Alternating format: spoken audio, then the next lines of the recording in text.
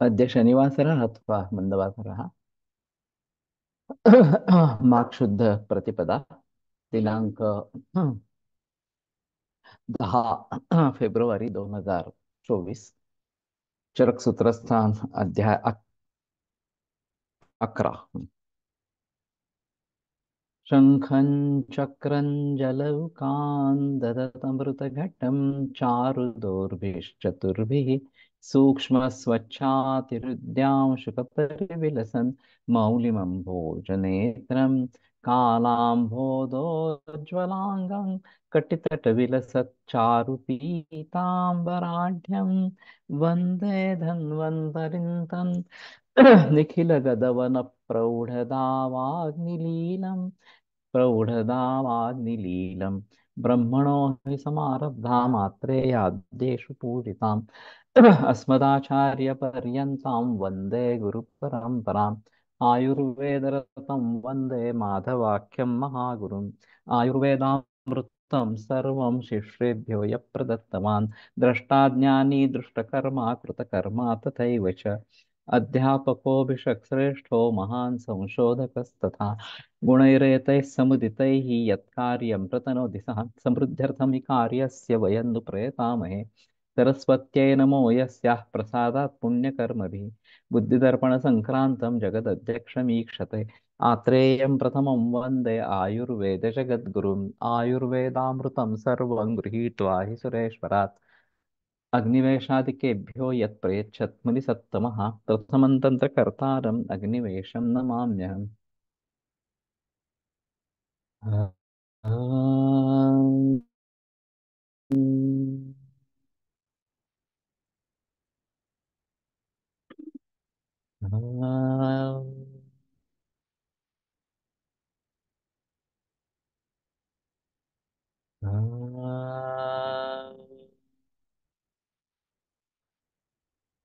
ॐ शांति शांति शांति।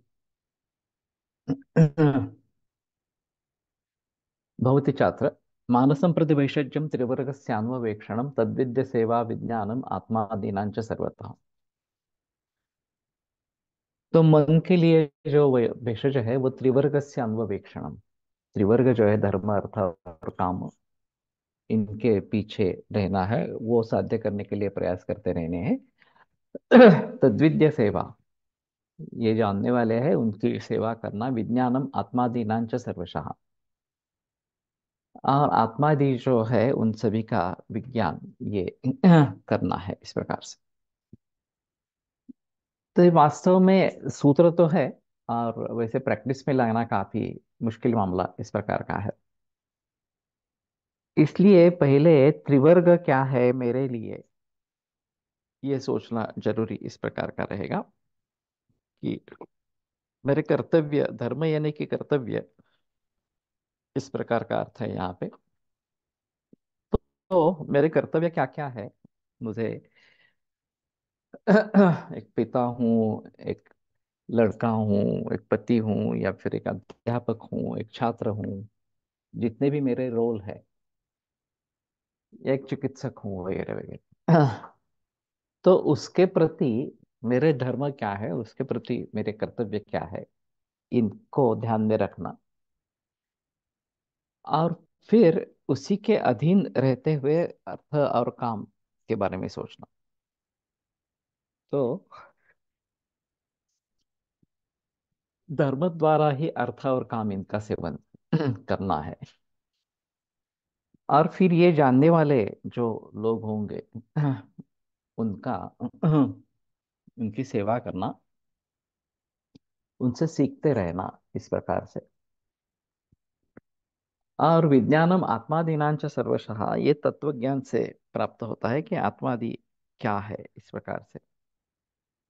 तो अभी ऋषिकेश मैत्रेय जो बार बार टोकता रहता है कि मानस ये हमारा विषय नहीं है, हमें उसमें कुछ दखल अंदाजी अंदाजी नहीं लेनी है इस प्रकार से, ये सरासर गलत इस प्रकार की बात है। इस प्रकार के काफी सूत्र है। पहले अध्याय में भी मानस के बारे में सूत्र आए गए हैं, मानस ज्ञान विज्ञान धैर्य स्मृति समाधि भी इस प्रकार से। तो ग्रंथों में मानस के बारे में चिकित्सा करनी है, इसमें संदेह की बात है ही नहीं। और शरीर इंद्रिय सत्पात्म संयोगोधारी जीवितम, शरीर इंद्रिय मन और आत्मा, इन चारों के मिलाप से आयु अगर बनती है,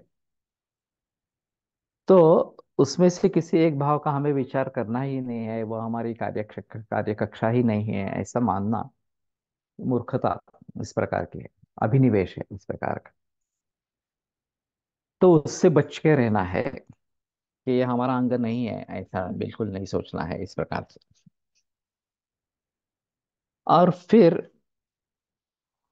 कैसे करें, ये एक अहम मुद्दा इस प्रकार का। आत्मादिनाम च विज्ञानम, ये इतना आसान नहीं है। और भली भांति समझ पाना और उसके अनुसार क्रिया करना, ये मुश्किल मामला इस प्रकार का होता है।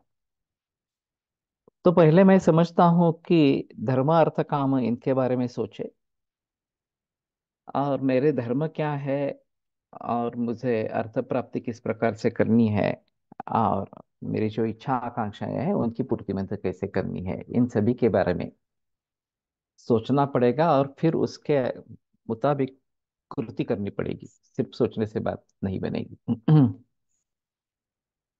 इसमें जो बुजुर्ग व्यक्ति है, जो अनुभवी है, उनसे सहायता लेना ये आवश्यक इस प्रकार का रहेगा। और फिर आत्मादि के बारे में जानना, ये मुश्किल मामला इस प्रकार का है, लेकिन प्रयास करते रहने चाहिए। नहीं तो हमें श्रद्धा भक्ति होनी चाहिए कि हम परमेश्वर का नाम स्मरण करें, इष्ट देवता का नाम स्मरण करने करें, तो वो भी काफी इस प्रकार का है। तो मानस के लिए हमें सोचना है, ये बात जरूर ध्यान में रखनी चाहिए। त्रयो रोगमार्गा इति शाखा मर्मास्ति संदेह कोष्ठश्च। शाखा मर्मास्ति संधि और कोष्ठ, ये तीन रोग मार्ग है। तत्र शाखा रक्तादया धातवः त्वक्च।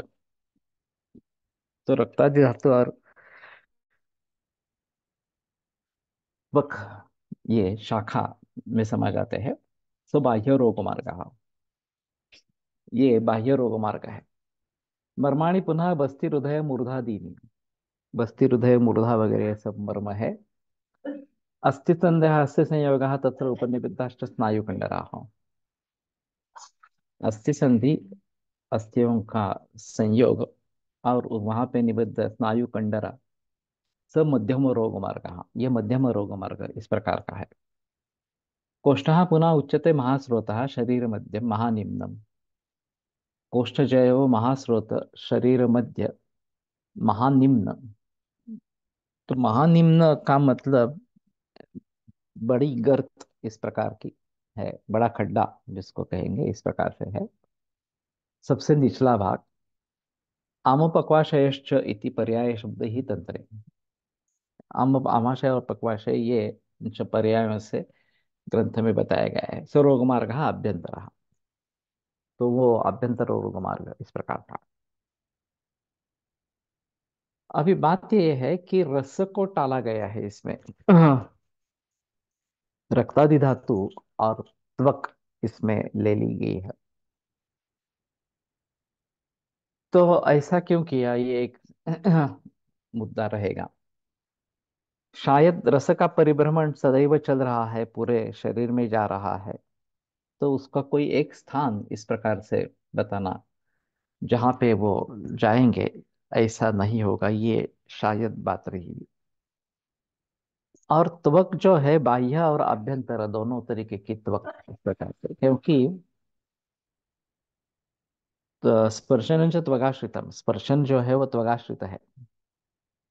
और तस्य व्यापकम अपि चेतः, उस त्वचा का व्यापक ये चेत है, चित्त है। तो नास्पृष्टो व्यक्ति वेदना, अगर स्पर्श ही नहीं हुआ तो वेदना नहीं होती है।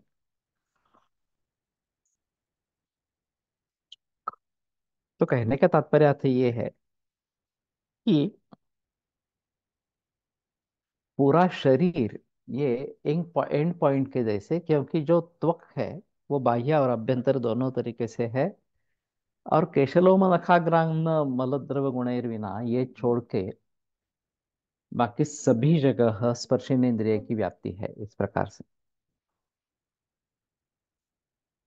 तो ये सभी शरीर में इस प्रकार से दोष जाते रहते हैं इस प्रकार से।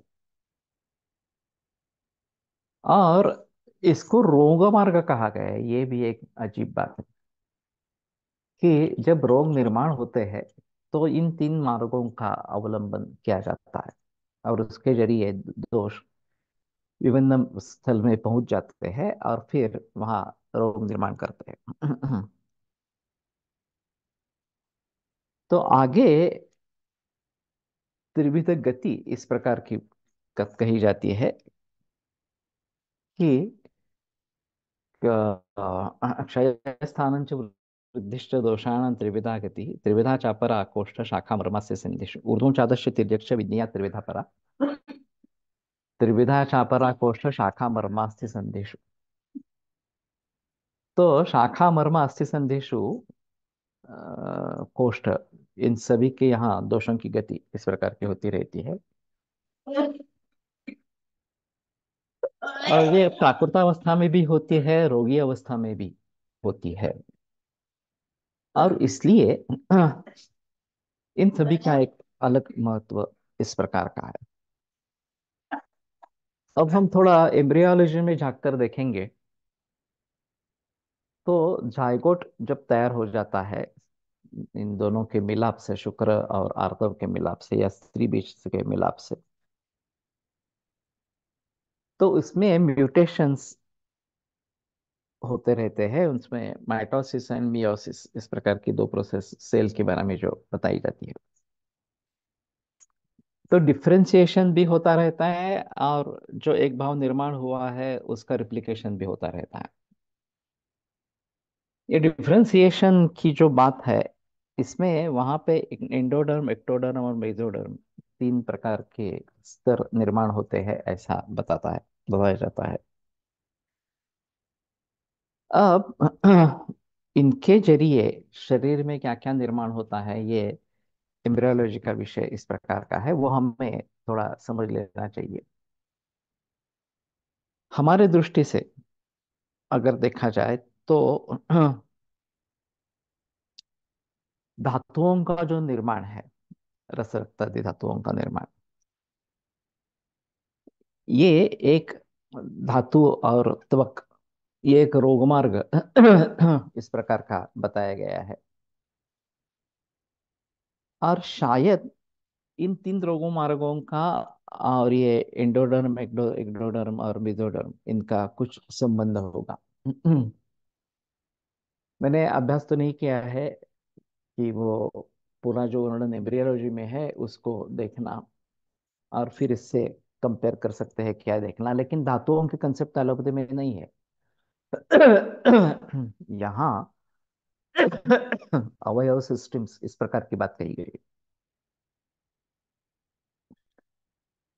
लेकिन ये जो सभी शरीर बनता है जाइगोट से, शुक्र शोणित संयोग से,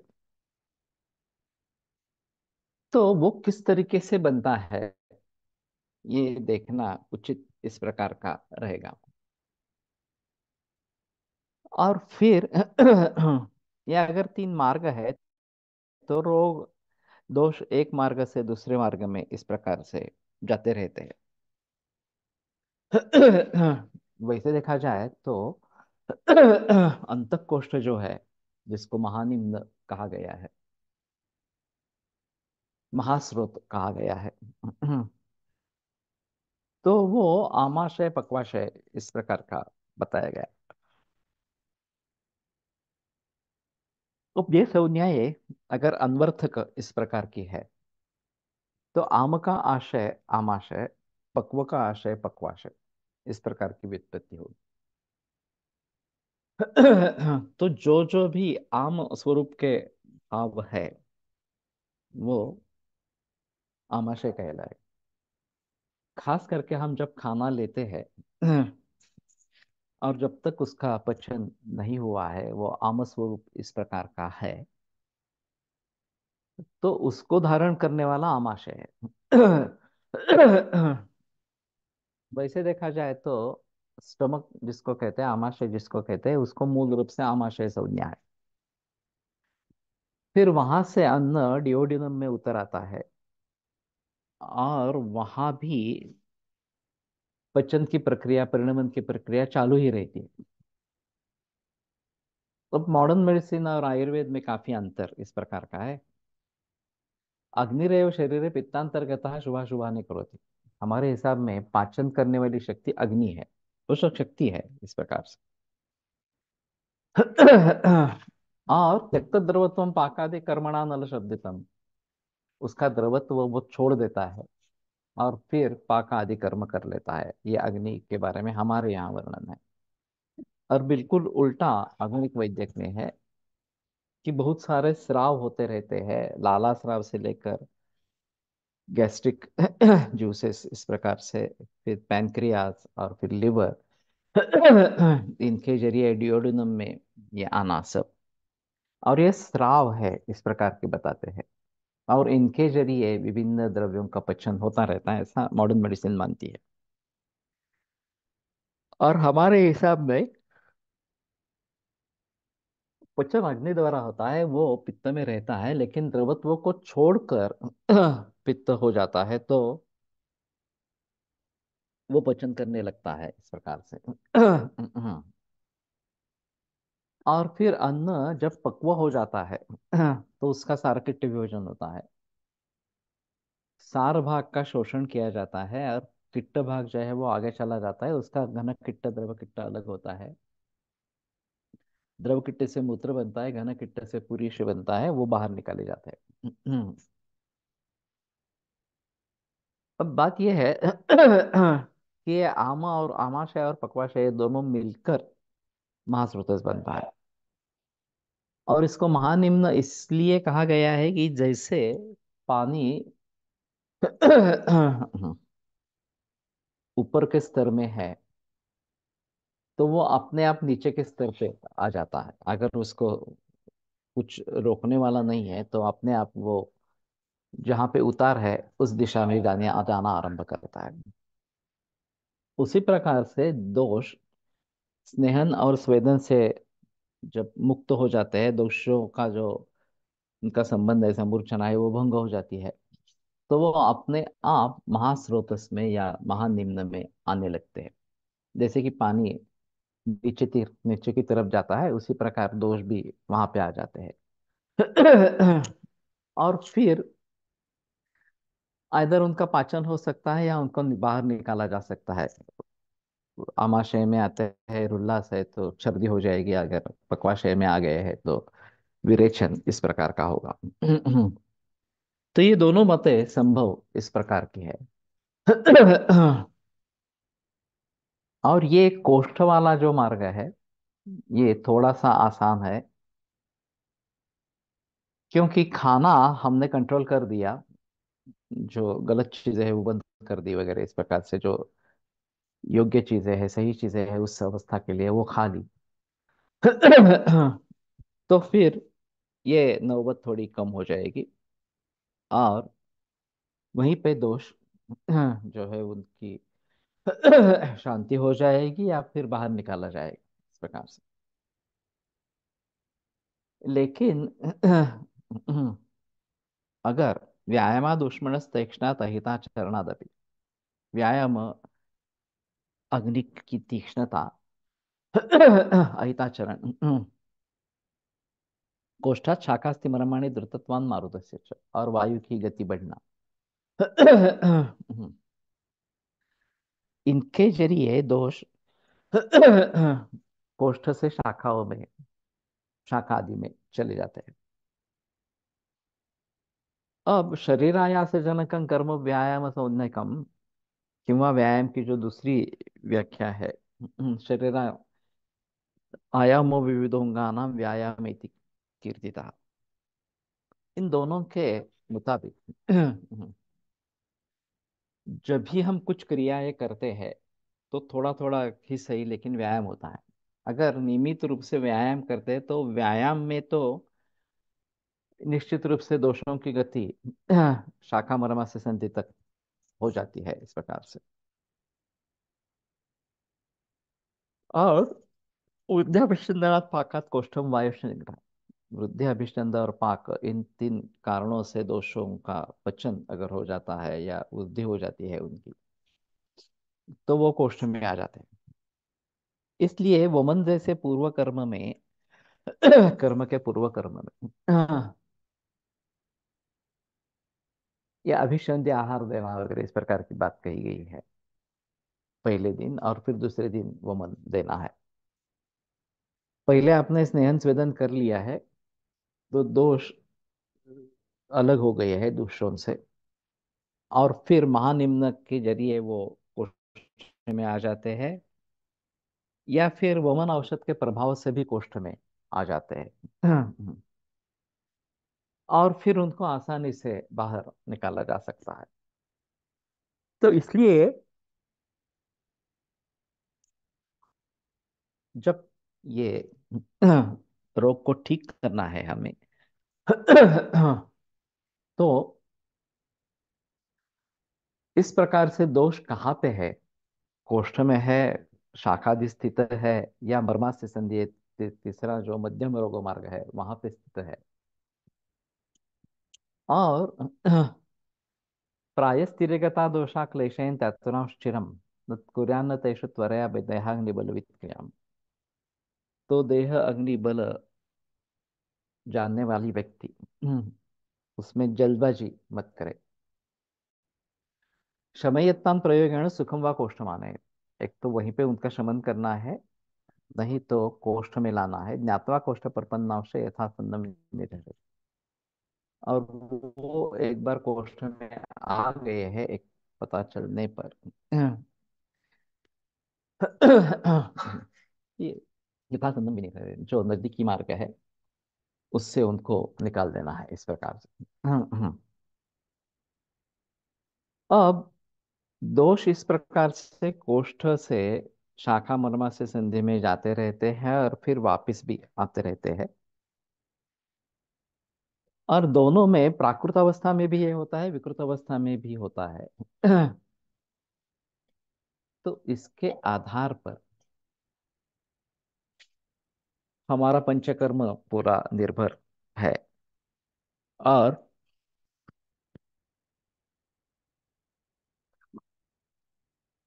इस तरीके से दोषों का शोधन या शमन करेंगे तो रोग से मुक्ति इस प्रकार की होगी।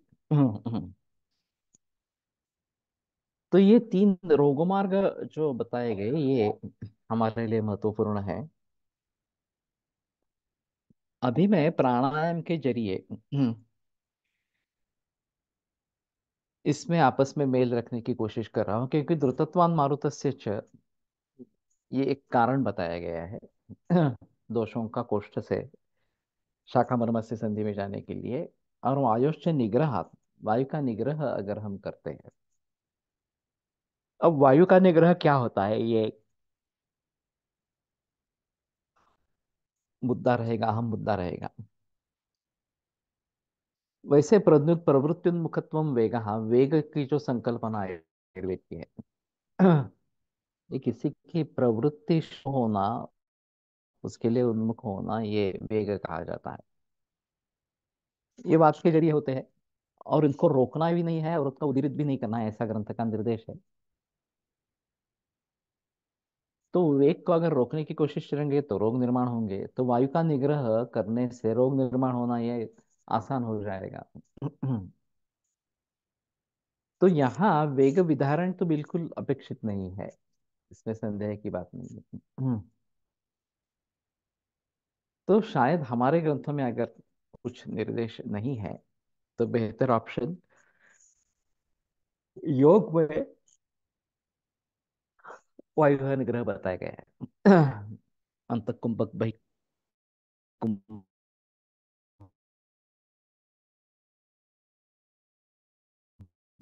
के जरिए ये वायु का निग्रह इस प्रकार की बात करते हैं। तो शायद बात बनती है कि दोषों को हम शाखा मर्मास्य संधि से कोष्ठ में फिर से वापस ला सकते हैं। और वैसे एक अजीब सिलसिला ऐसा है कि प्राणव स्रोतस का मूल स्थान हृदय मूलम महास्रोतस्य, ये बताया गया।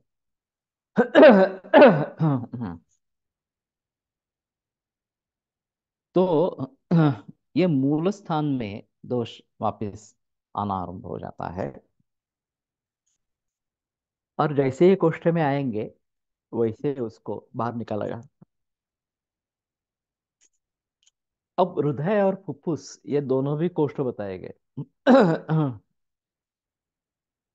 तो संभवतः इन दो कोष्ठों से दोष शाखा मर्मास्य संधि में जाते हैं और फिर उसमें आते वापस आते हैं। जैसे कि ये अंतः कुंभक किया तो दोष फुफ्फुस से पूरे शरीर में जाएंगे, खास करके वायु जो है वो जाएगा इस प्रकार से, और फिर वहीं पे वापस आएगा। तो जैसे मैंने कहा कि द्रुतत्वान् मारुतस्य च, ये जो एक्सरसाइजेस के रूप में एक क्रिया ये है। तो कपालभाति भस्त्रिका ये वायु की गति को बढ़ावा देने वाली इस प्रकार के, या दौड़ना वगैरह इस प्रकार के जो व्यायाम है वो वायु की गति को बढ़ाने वाले। तो उसके जरिए दोष कोष्ठ से लेकर शाखा मरवासी संधि में चले जाते हैं,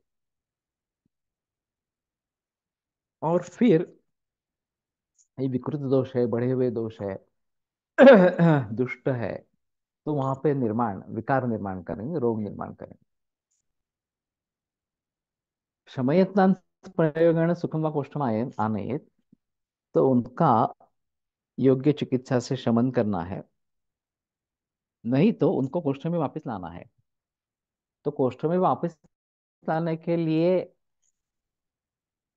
वायुश्च निग्रह, वायु का निग्रह ये कारण बताया गया है। तो नियमित रूप से अगर हम प्राणायाम करते हैं, वो भी एक तरीके का आयाम कहा गया है, और फिर दोष उसके जरिए महास्रोतस में या फिर हृदय और फुफ्फुस ये भी कोष्ठ है तो वहां पे आते रहेंगे। और जैसे मैंने कहा कि ये हृदयम आमाशय द्वारम, ये जो बात कही गई है आमाशय का द्वार बताया गया है, तो हृदय से फिर से आमाशय में आ सकते हैं। वास्तव में दोषों का कोष्ठ में आश्रय होना ये थोड़ा सा आसान इस प्रकार की बात है। उसके जरिए आगे हम उसकी चिकित्सा भली भांति कर सकते हैं। यकृत प्लीहा वृक्क कौन से रोग मार्ग में आते हैं, कोष्ठ मार्ग? नहीं, इनके बारे में तो नहीं कुछ कहा गया। बस्ती बताया गया है, वृक्क नहीं बताया। स्थानान्यामाग्नि पक्वाना मूत्रस्य रुधिरस्य च, तो मूत्र और रुधिर का कोष्ठ बताया गया। अब रुधिर का कोष्ठ क्या हो सकता है, ये एक बड़ा दिक्कत वाला मामला इस प्रकार का है। तो भावी साठे सर का कहना था कि जो सिराए है रक्त वहन करने वाली इस प्रकार की, उनका जो बीच वाला हिस्सा है जो हॉलो है जिसमें खून बहता है, वो उसका कोष्ठ है। और उसकी जो भित्ति है, सिराओं की भित्ति है, वो उसके शाखा मर्मा से संधि इस प्रकार के है। एक तो रक्तपित्त की संप्राप्ति में तस्योष्मणाव द्रवो धातु धातो धातो प्रसिच्यते विद्यतस्तेन समृद्धिम भूयस्तदिगच्छति, इस प्रकार की बात कही है कि रक्त और पित्त बढ़ जाते हैं।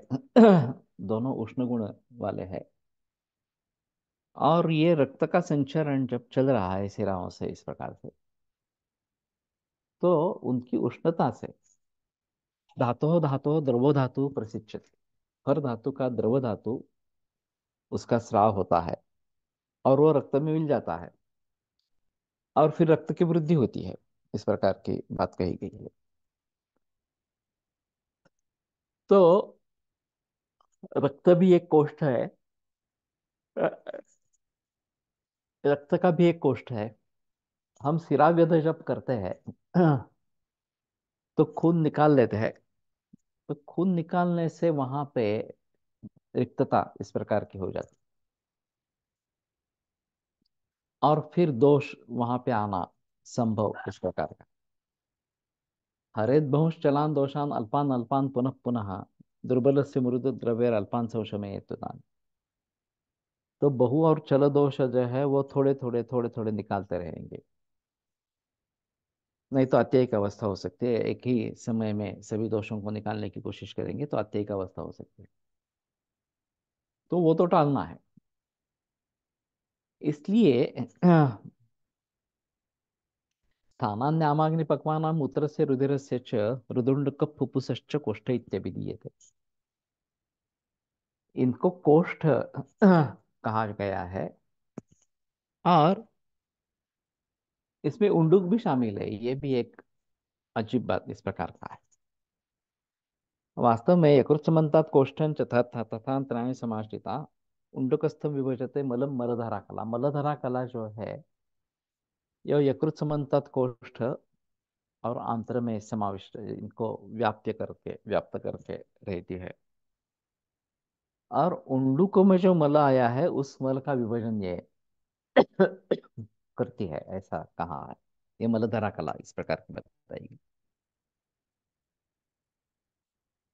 तो मुझे लगता है कि ये जो खाना और पीना, इन दोनों के जरिए जो भी अन्न है उसका पचन होगा।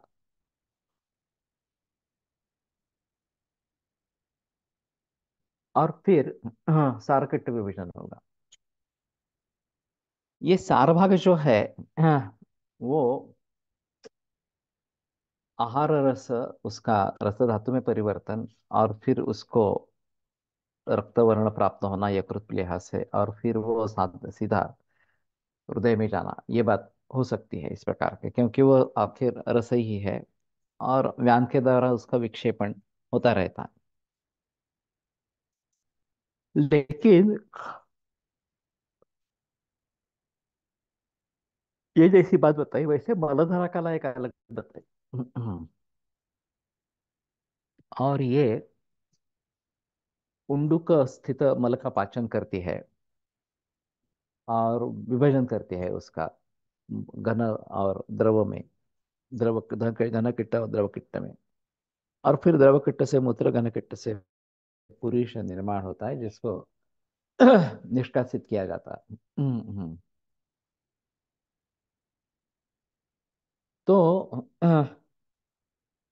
ये सभी प्रकार के कोष्ठ आम पक्वाशय ये तो है। आम अग्नि पक्वाशय ये मूल सूत्र है। तो आमाशय, अग्न्याशय और पक्वाशय। अग्न्याशय को क्या मानेंगे, ये एक मामला है।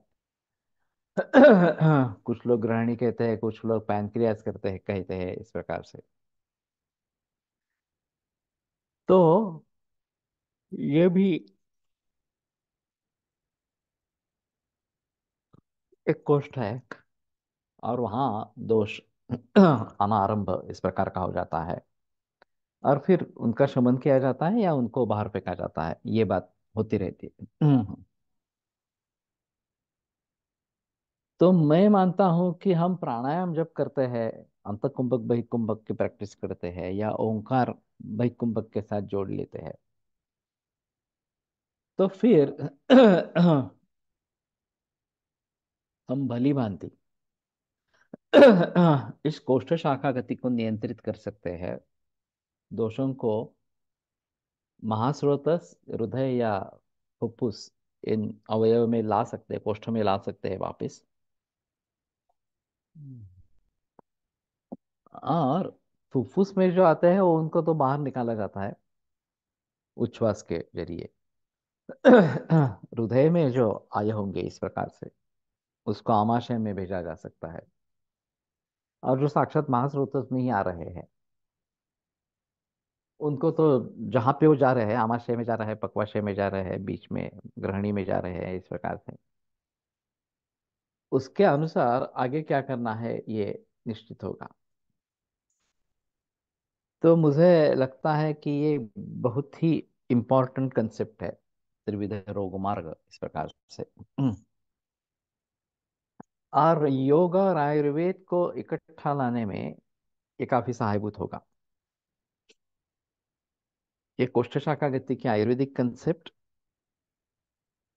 जिसमें फुफ्फुस और हृदय का भी समावेश इस प्रकार का है, और महाश्रोतस का है। और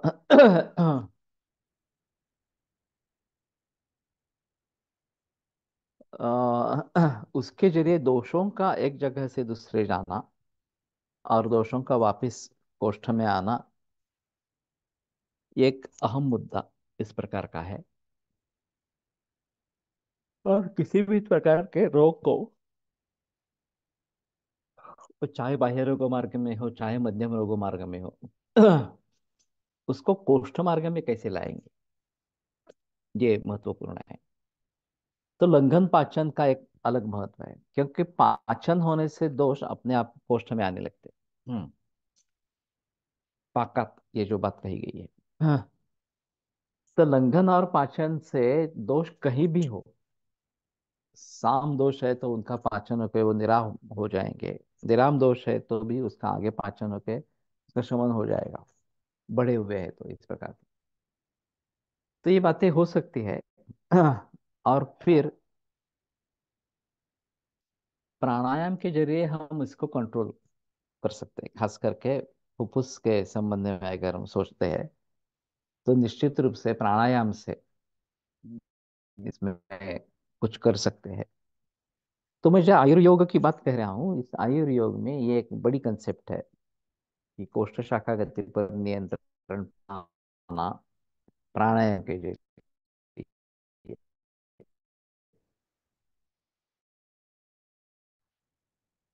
के प्रकार से के बारे में भी, जो रस धातु हृदय के द्वारा विक्षेपित इस प्रकार का हो रहा है, तो रसश्चद्यते अत्रसा तस्मिन् विकारे कुरुते खे वर्ष में वो वेदः, इस प्रकार से। तो जहां वो दोष सख्त हो जाते हैं वहां विकार निर्माण करते हैं, इस प्रकार का बताया गया है। और ये समझने के बाद शायद प्राणायाम से ही हम हृदय पर भी काबू पा सकते हैं। मेरे ख्याल में इनका एक सिंक्रोनाइजेशन है कि श्वास की गति 15-16 इस प्रकार के, और हृदय की गति 60-64 इस प्रकार की है। तो उसके आधार पर हृदय में भी दोष आ सकते हैं, और आम पकवाशय में तो आते ही रहते हैं, उसमें कोई संदेह की बात इस प्रकार की नहीं है। तो प्राणायाम अगर करेंगे तो दोषों की गति शाखा मर्मा से संधि से यहाँ पे हो। उसके पहले मैं बता रहा हूँ कि पहले लंघन पाचन ये करना है। सामावस्था है तो पाचन होना जरूरी है, पाचन होने पर दोष अपने आप कोष्ठ में आने लगेंगे इस प्रकार से।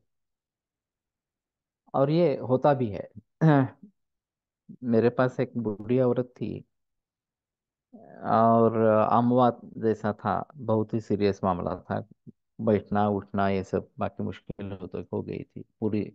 जोड़ों में सूजन इस प्रकार की थी।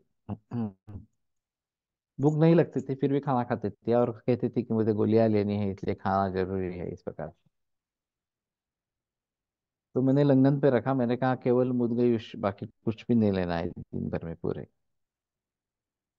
जब भूख लगे तभी ले ले, भूख नहीं है तो नहीं ले ले, लंघन नहीं करे इस प्रकार से।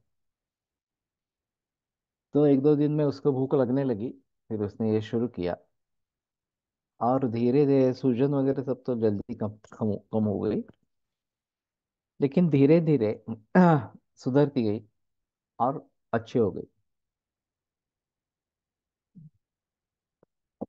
तो कहने का तात्पर्य अर्थ ये है कि पाचन पाक ये भी एक दोषों को कोष्ठ में लाने का उपाय इस प्रकार का है। उसी प्रकार वायुश्च निग्रह, वायु का निग्रह करने से भी दोष कोष्ठ में आ सकते हैं। तो ये निग्रह अंतःकुंभक बहिकुंभक ये दो प्रकार का, इस प्रकार का है। तो उसको हमें भली भांति करना है। It seems the concept of permeability, उपस्नेहन, उपस्वेदन न्याय। ये बात हो सकती है परमियाबिलिटी की। अब मॉडर्न मेडिसिन में मेटास्टेसिस कैसे होते हैं कैंसर के बारे में, एक जगह से दोष कैंसर दूसरी जगह कैसे फैलता है, तो वो बताते हैं कि लिम्फ सिस्टम है। अब एक अजीब चक्कर ऐसा है कि लिम्फ सिस्टम हमारी प्रोटेक्टिव डिवाइस है, और जब कैंसर के सेल्स लिम्फ सिस्टम में पहुंच जाते हैं तो लिम्फ सिस्टम उससे झगड़ना आरंभ करती है। डब्ल्यूबीसी झगड़ते रहते हैं, और फिर वहां पे स्वेलिंग हो जाती है। अब इसके दो तरीके, उसका अंजाम दो तरीके से हो सकता है। अगर इम्यून सिस्टम जीत गई तो ये सब शांत हो जाता है, सूजन चली जाती है। लेकिन अगर इम्यून सिस्टम हार गई तो कैंसर फिक्स हो जाता है, और फिर वहां से दूसरे जगह स्प्रेड होता रहता है। वैसे लिम्फ सिस्टम ये रक्त के सर्कुलेशन का ही एक पार्ट है, एक हिस्सा है। लिम्फेटिक ड्रेनेज जो है, वो लिम्फेटिक सर्कुलेशन, वो ब्लड सर्कुलेशन का ही एक हिस्सा है। और दूसरी एक चीज होती है कि एडजेसेंट टिश्यू में ये कैंसर स्प्रेड हो सकता है। तो ये परमेबिलिटी की बात थोड़ी सी वहां पे हो सकती है कि लंग कैंसर, ब्रेस्ट कैंसर है, लंग में चला गया, मेटास्टेसिस हो गया अस्थि में, इस प्रकार से ये बातें होती रहती है। तो वहाँ लिम्फ सिस्टम के द्वारा ही जाना है ऐसा नहीं है, एडजेसेंट टिश्यू के जरिए भी जा सकता है इस प्रकार से। तो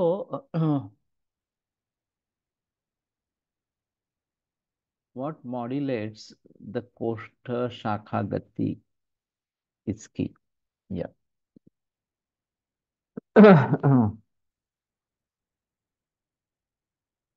तो हमें एक तो दोषों को, विकृत दोषों को, दुष्ट दोषों को शाखा मर्म से संधि में जाने नहीं देना है, ये एक अहम मुद्दा है। और अगर गए हैं तो उनको वापस कोष्ठ में लाना है, और जहां से गए हैं उनको वहां से वापस लाना, ये उचित इस प्रकार का रहेगा। हम इसके बारे में तो सोचते ही नहीं है कि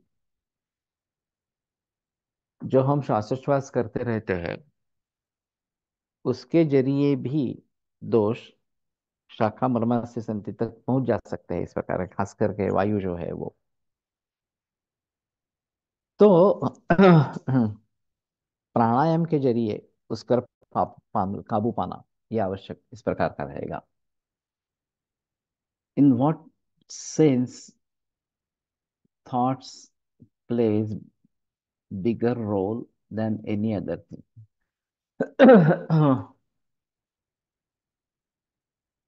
इसलिए मैं इसके साथ में पंचकोश जोड़ना चाहता हूँ। अन्नमय कोश जो है वो पूरा शरीर है, और ये शायद इसमें ये तीन रोग मार्ग वगैरह सब इसमें आ जाएंगे। और आहार विधि विशेषायतन जो लाइफस्टाइल है उनको देखकर अन्नमय कोश के बारे में सोचा जा सकता है। दूसरा जो प्राणमय कोश है, वो सभी जो क्रियाएं हैं ये वायु के अधीन है, और हमारे समय वायु पांच है: प्राणपान उदान व्यान समान अपान, प्राणपान उदान व्यान समान, इस प्रकार से।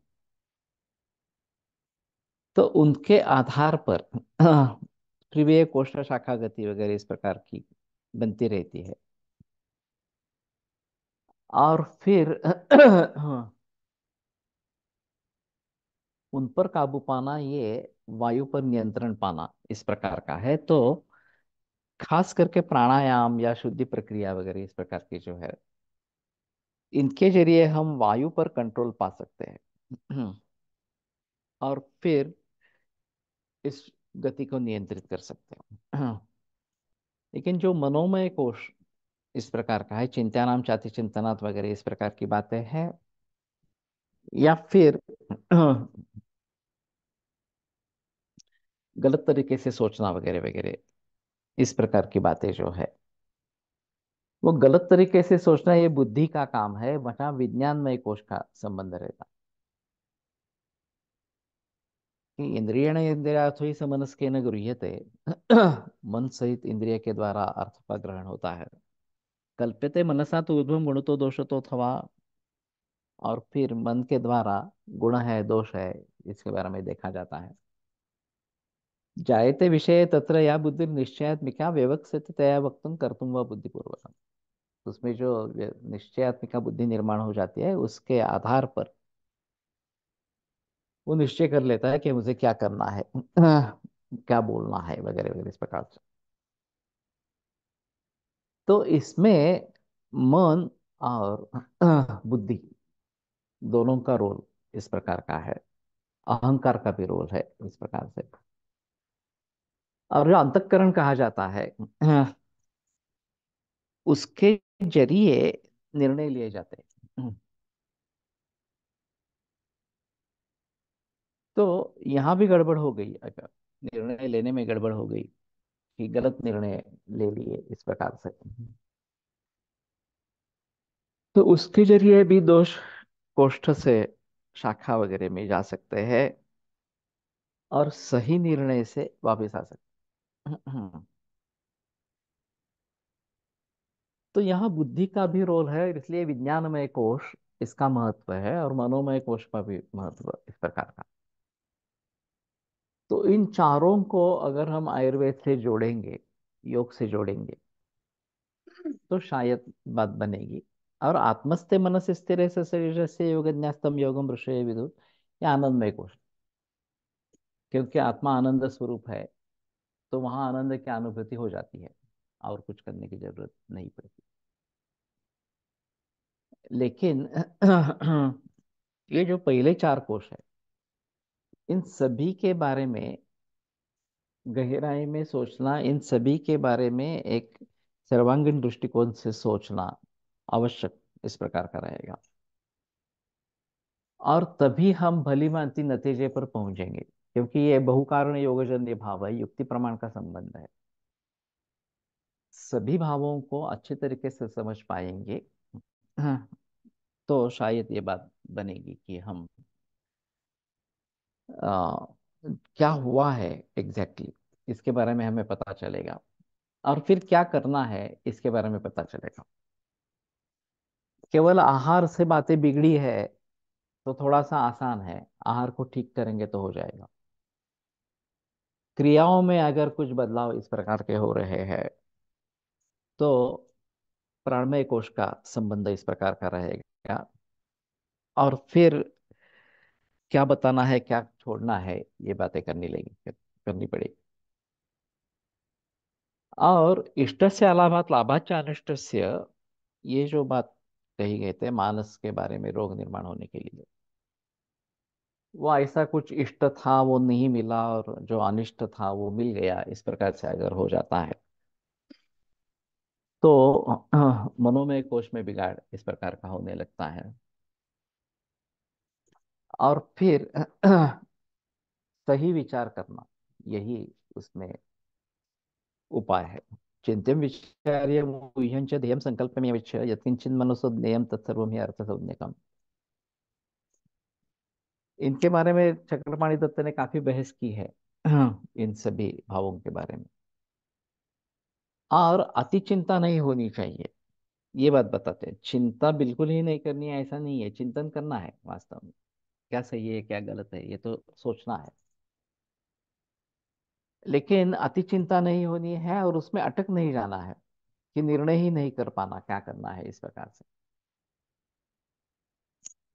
तो ये मनोमय कोश का विषय है, और उसके लिए जो जानकारी चाहिए, विज्ञान जो है वो हमें आप्तों से शायद प्राप्त होगा, पुस्तकों से होगा, जो भी साधन है इसके, उसके बारे में हमें सोचना पड़ेगा।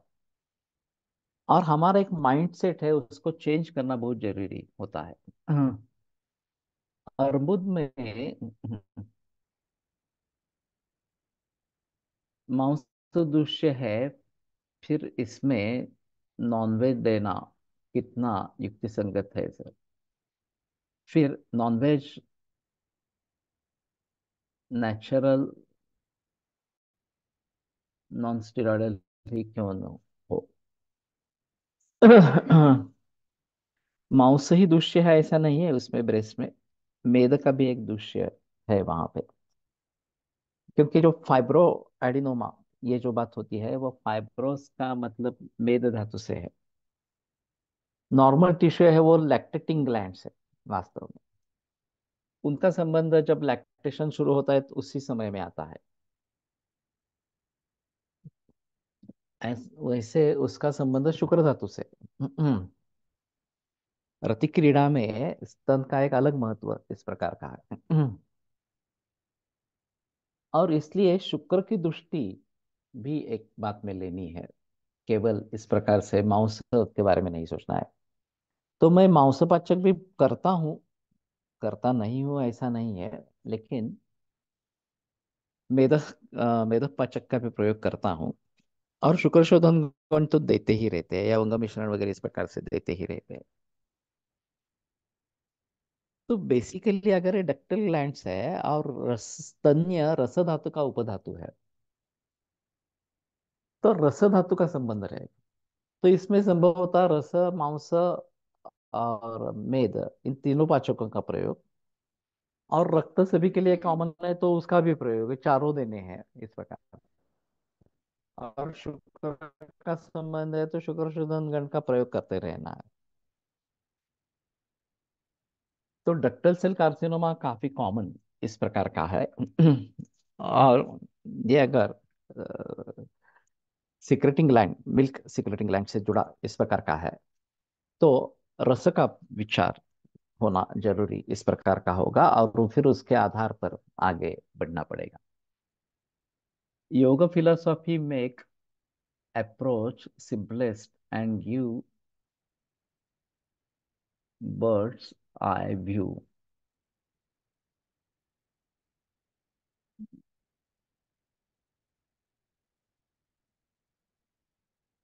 मैं समझा नहीं एक्चुअली क्या है।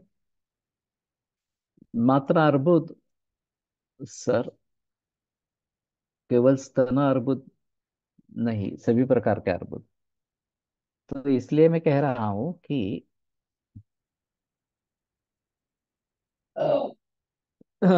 नॉट ओनली ब्रेस्ट कैंसर, सभी में। लेकिन ब्रेस्ट कैंसर में अगर डक्टल सेल कार्सिनोमा है तो जैसे मैंने कहा कि, और फाइब्रोइडोमा होता है कई मरीजों में, फाइब्रोइडोमा होता है, उसका रूपांतर इसमें हो सकता है। कब होगा नहीं होगा ये बता नहीं सकते इस प्रकार से।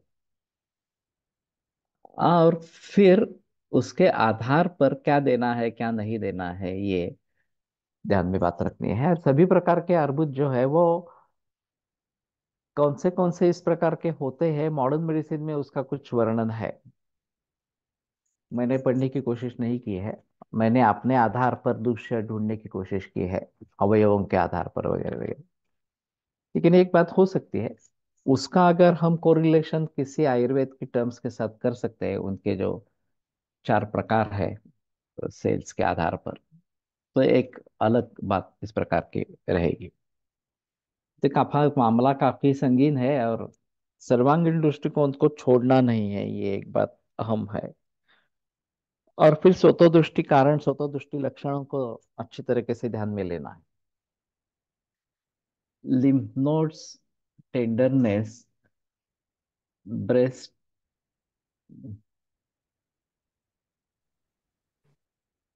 टेंडरनेस, हाँ, सेम विचार क्या?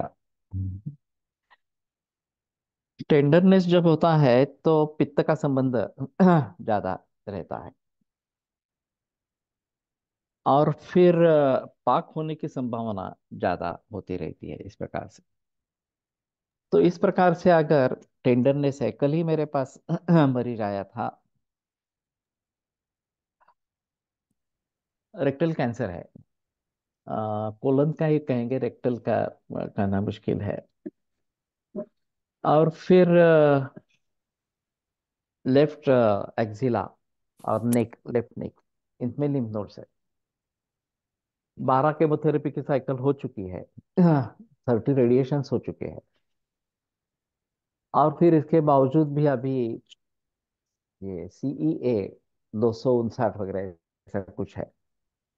और ये कह रहे हैं तीसरी बार साइकिल शुरू कर दिया उन्होंने केमोथेरेपी का। एक साइकिल हो गया है उसका।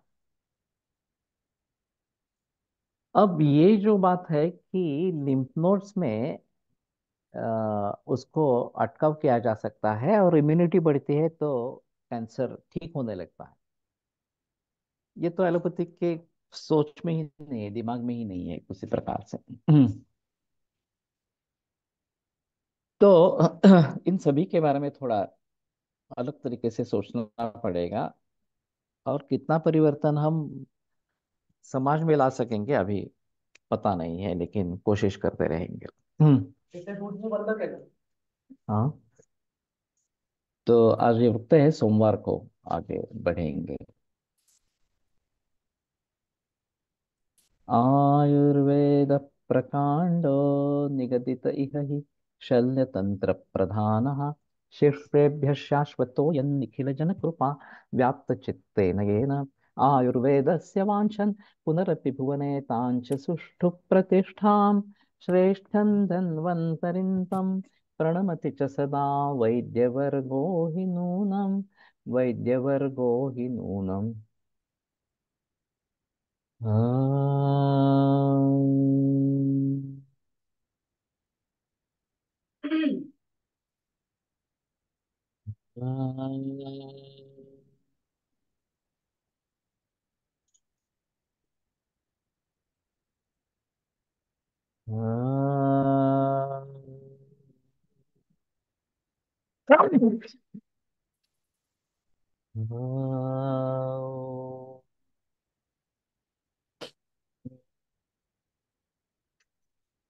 एक काउ मिल्क प्रोटीन की एलर्जी हो A1 मिल्क से ज्यादा होती है। बहुत ही कम लोगों में A2 मिल्क की होगी। तो A1 तो बंद कर देना चाहिए। और बकरी का दूध ज्यादा बेहतर ऑप्शन है, माँ का दूध ही ज्यादा अच्छा है। अगर नहीं है तो बकरी का दूध। और